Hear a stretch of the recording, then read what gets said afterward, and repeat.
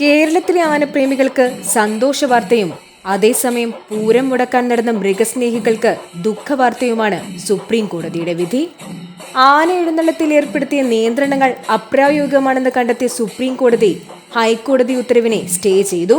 ഇനി തൃശൂർ പൂരം അടക്കമുള്ള കേരളത്തിലെ പ്രധാനപ്പെട്ട പൂരങ്ങളെല്ലാം അതിന്റെ പ്രൗഢിയോടും ഭംഗിയോടും കൂടി കേരളത്തിൽ നടക്കും.